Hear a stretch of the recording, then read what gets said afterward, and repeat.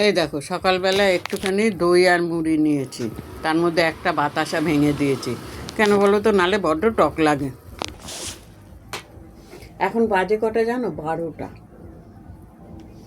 12টা বাজার কারণ আছে, রবিবারে একটু বাজারে গেলে একটু ভালো জিনিস পাওয়া যায়। বাজার করেছি, সেগুলো এনেছি, এনে কাপড় জামা ছেড়ে সেগুলো ধুয়ে ধায়ে যেটা রান্না করব রেখেছি, আর যেটা রান্না করব না সেটা ওই ঘরে গিয়ে ফ্রিজে রেখে এসেছি।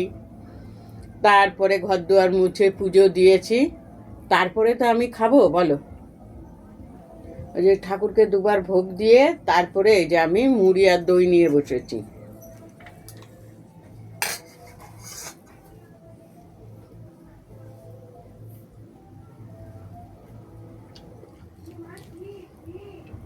আজকে কি হয়েছে শোনো। রোজ আমি সকালবেলা 6টার সময় উঠে বাথরুম টাথরুম করে আবার জল খেয়ে শুনি। আজকে উঠিনি।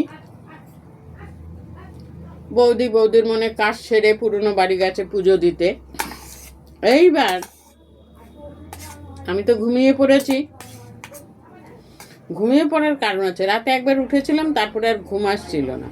এবার দেখো ভোরবেলা শুলে না ঘুমিয়ে পড়ে। যখন উঠেছি তখন বাজে 8টা 10। ও বাবারে, আমি কোথার থেকে শুরু করি।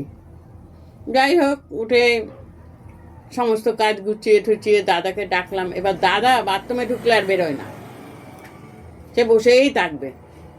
আজকে বলেছি ঠান্ডা জল গায়ে ঢেলে দেবো যদি এখন না বাইরে বেরোন। তারপরেও 10 মিনিট পর বেরোলো। তবে বৌদি এসে বলছে কি হয়েছে? আমি ওই দেখো বাথরুমে বসে রয়েছে, বেরোচ্ছে না। বলে কেন যে রোজ এইরকম করে। যাই হোক, বেরোলো।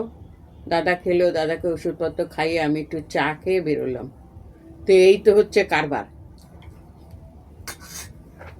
এখনো রান্না করব, কখন রান্না করব জানি না। 2টো নাইটি ভিজিয়ে দিয়েছি, ওগুলো কাচবো। না কাচলে হবে? এখন যদি না কেচে দেই শুকাবে না। আর খেয়ে তারপরে ওগুলো কাচবো। তাহলে রাখি, অন্য কোনো ভিডিওতে আসবো।